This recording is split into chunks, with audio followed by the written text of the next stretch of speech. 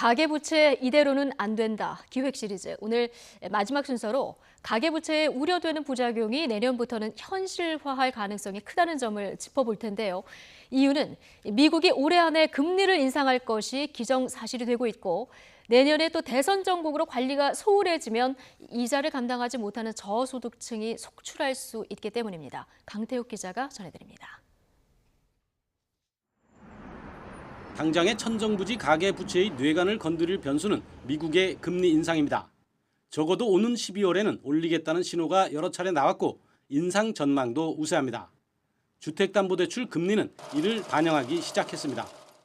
6월 말 연중 최저점을 찍은 금리가 0.1에서 0.3%포인트씩 오르더니 지난달 말에는 다시 최저금리가 3%를 넘는 은행까지 생겼습니다. 실제 미국이 기준금리를 올리면 해외 자금이 빠져나가는 것을 막기 위해 우리도 금리를 올릴 수밖에 없습니다.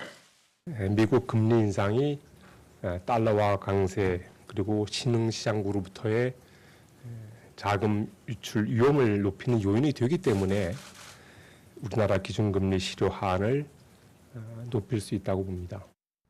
그럴 경우 올라간 금리를 감당하지 못하는 대출자들이 속속 생겨나고 담보로 잡힌 집은 경매에 넘겨지면서 집값 폭락을 부추겨 자산 가치를 떨어뜨리는 악순환이 이어질 수 있습니다.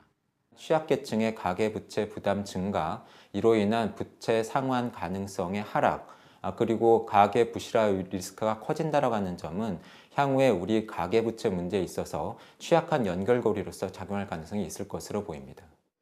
때문에 정부가 총부채 상환 비율 DTI보다 강력한 제재 수단인 총체적 상환 능력 심사 시스템 DSR을 올해 안에 도입해 대출자의 소득을 자세히 보겠다는 겁니다.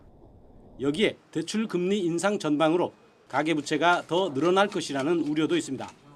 조금이라도 금리가 낮은 시기에 대출을 받아 집을 사려는 수요가 증가할 수 있기 때문입니다. 또 내년에는 대선 이슈가 부각돼 특정 지역별로 개발 공약이 쏟아지면 이에 편승하는 수요도 생길 수 있습니다. 하지만 제대로 된 관리는 새 정부가 들어서는 내후년에나 가능하다는 우려가 큰 만큼 개개인 스스로도 감당할 수 있는 선에서 대출을 일으키고 관리해야 낭패를 피할 수 있다는 지적입니다. YTN 강태욱입니다.